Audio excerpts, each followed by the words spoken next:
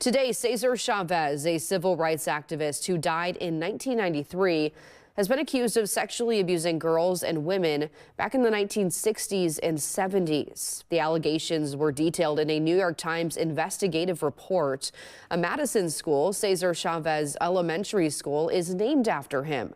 We reached out to MMSD, who says they are aware of the allegations, adding that they recognize the allegations might be troubling for students and their families. The district says at this time they are gathering information as it is available before any decisions or next steps would be made. A statue of Chavez on the Fresno State University campus has been covered up. The university's president said the monument to Chavez was put up in the school's Peace Garden in 1996. Similar seen across the country today with calls to rename streets and buildings currently named after him.